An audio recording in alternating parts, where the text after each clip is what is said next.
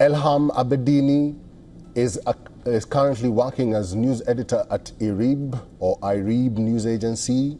Abedini is now joining us live on this broadcast. Abedini, thank you very much for making time for us.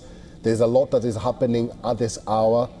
I just want to know from you very quickly, can Israel eliminate Iran's nuclear capabilities? Does it have the powers? Thank you for having me. Actually, as the Iranian official says, and also IAEA said, I suppose it cannot eliminate Iran's nuclear facilities and also its capacities because of its infrastructure that is really under the mountain. So I think even if the United States supports more than it from Israel, I suppose it cannot eliminate Iran's nuclear facilities and nuclear capacities. And also I have to mention that Israel and also the United of them know that Iran never wanted to achieve nuclear weapon, and this is not something that I said. Even the U.S. Intelligence Society in its latest report actually convinced it, and they said that Iran doesn't want to nuclear weapons. So I think it's just some claims, and Israel just tried to convince public opinion of the world that this is our aim, but everyone knows that this is not their aim.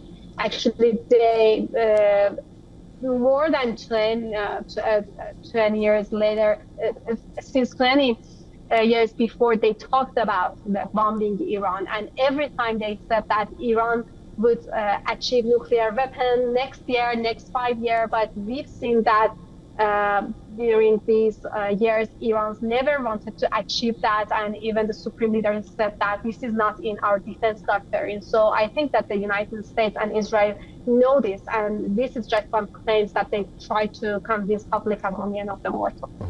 Ms. Abedini, the U.S. President Donald Trump says that he wants a deal between Israel and Iran very soon. We also have the French President Emmanuel Macron saying that this will end very soon. But how soon do you think this will end? I don't think that Donald Trump can do this, because Donald Trump, even before the election, talked that I would make ceasefire in Gaza, I would make ceasefire in Ukraine, I would make nuclear deal with Iran, but none of them happened. So I don't think that even if Iran and Israel just stop this war, it would not relate to the United States effort. So, and I think this is just some claims that the U.S. Do that. But I think this war would not be a long-term war, and I think it would be finished soon. But it is not something that Donald Trump can do that. Well, let's talk about the escalation, because there are very many people who fear an escalation in the wider region of West Asia. Do you think if this war or this conflict is not controlled by either the United States or other global powers, it could affect the whole region of West Asia? Absolutely.